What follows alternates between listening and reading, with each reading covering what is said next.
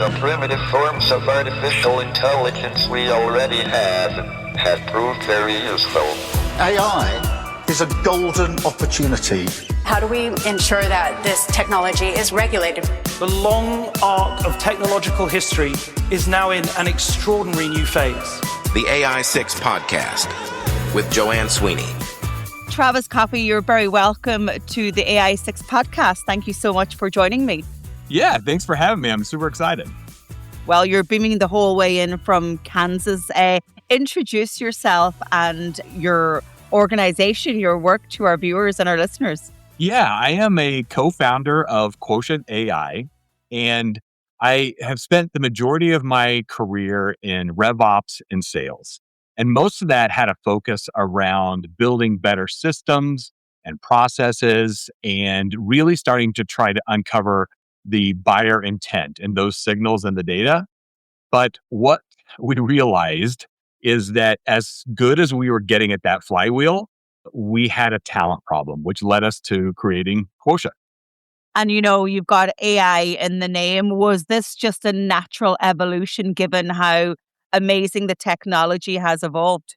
It was. I mean, the biggest challenge that we solve is that Quotient is really about taking the guesswork out of hiring. The challenge is that all the organizations that I were a part of and the clients that we work with today is that the traditional kind of interview style yields about 50% hit rate on getting someone that's going to be successful in your organization. And when you start doing the math around that of what that actually costs your organization for every bad hire, it really becomes an issue that, frankly, a lot of organizations just say, okay, we're going to build that into our model or our financials, knowing that we can't improve. But what we've been able to do is really leverage our proprietary behavioral assessment. So the unique thing about Quotient is that we go into an organization and we assess the entire team. And from there, we build a unique revenue DNA profile from your top performers. And so what we can do is, as you're hiring for that role, we can run a candidate through our predictive model and we can tell you the likelihood that they will be successful in your organization. That's pretty scary in a great way. And it just feels that that economic and that financial gap that existed in companies, you're the bridge to narrowing that. And of course, we're also going through the transformation that is the future of work. So it's almost like a double win. Exactly. Because not only are we starting to identify like what are the attributes and behaviors of your top performers, right? And we're helping you start building a more of an elite team. But in addition to that, we're also understanding what are those areas for development. So now when you actually hire that candidate in your organization, you already have a head start of onboarding them, of coaching them, of developing them, because we know some of the areas that if you lean into them, it'll only make them even better. And so very many of us are nervous about how artificial intelligence is disrupting our sector, our career, and our skill set. Does this have a value to the people in the organization as well?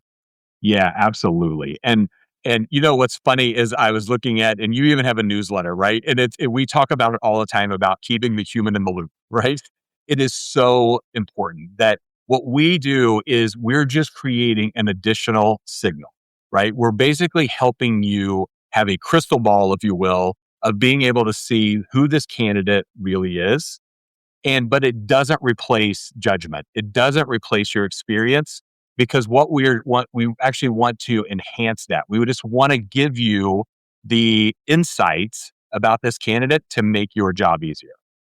So what are clients saying to you now that are rolling this out in their organizations? Yeah, I think the biggest thing is that what they're starting to see is that there is this unique DNA about an organization, almost like a fingerprint, right? Because even as good as you get of like hiring in the traditional sense, what organizations have always said, and I had the same experience, is maybe you go out to your competitor and you hire away their top performer and they come into your organization and they flame out. And you're like, well, what happened? They didn't forget how to sell, right? Between jobs. It's because what was being required at that company is completely different than what was being required at your company. And so that's really kind of the insight. And then furthermore is that part of this process is when you're going through the interviewing a candidate is we give you customized interview questions around the watch outs for that candidate. So now you can focus that interview and really understand how are these behaviors going to show up. So this is as much about culture as it is about compute power, right? Absolutely. Absolutely. Because everyone always says, right? The gold standard is I want a top performer, but I also want them to be a cultural fit.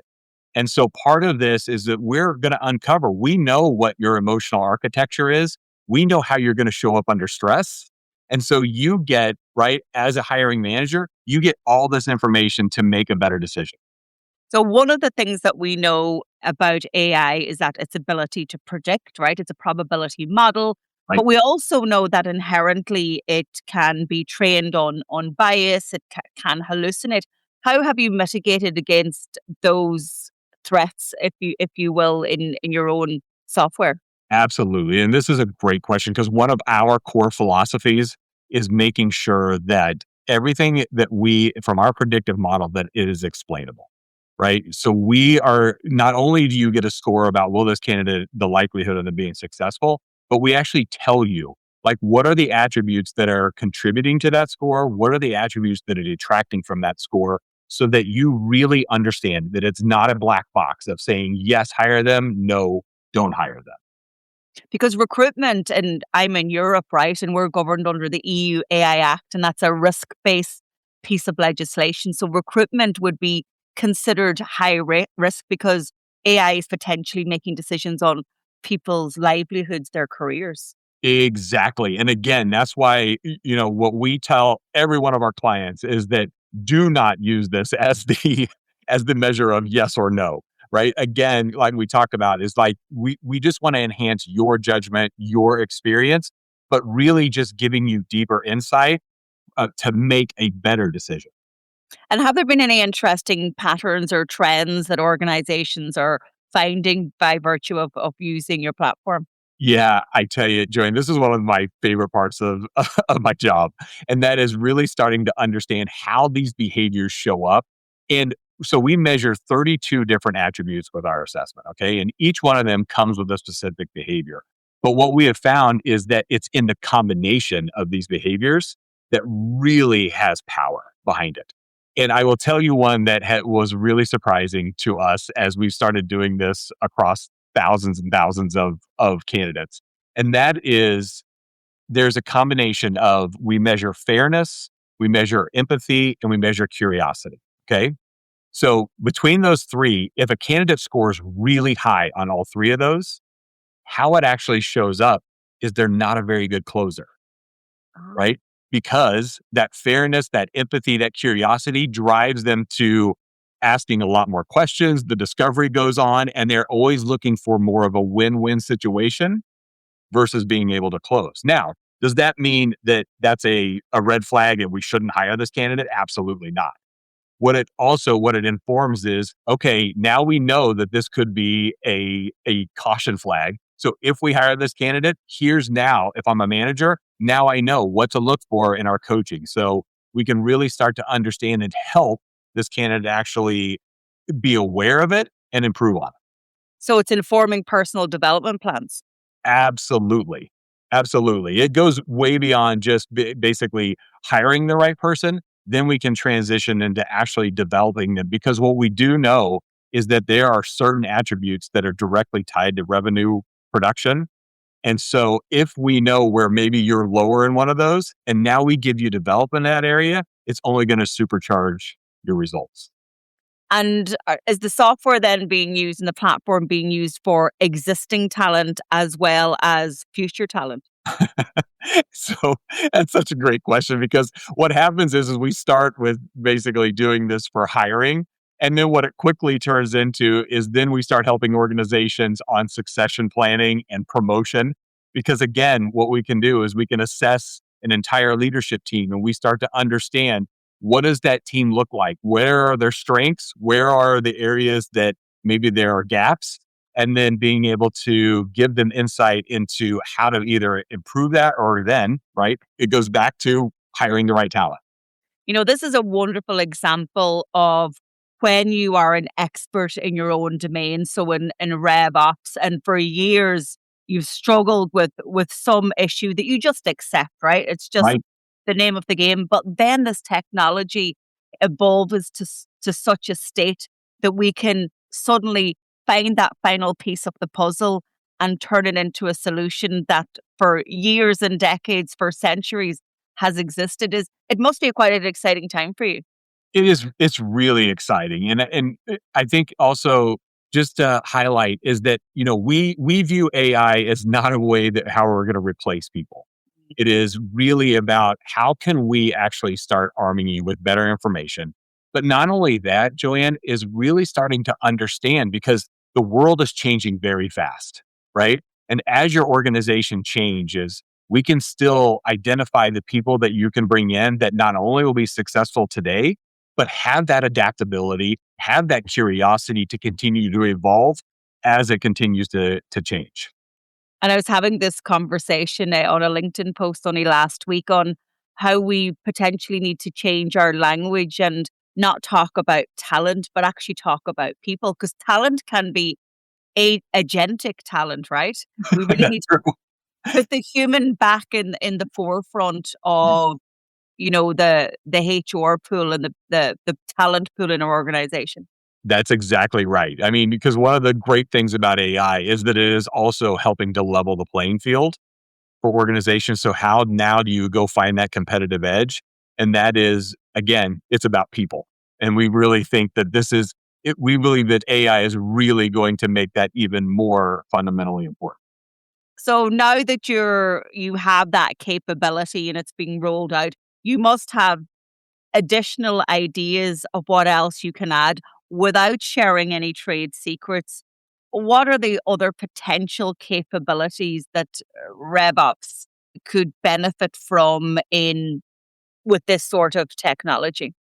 Yeah, I think, as I mentioned, what's interesting is, again, a lot of the companies we talk to are spending a lot of money, time, and effort into understanding the data signals about buyer intent, right?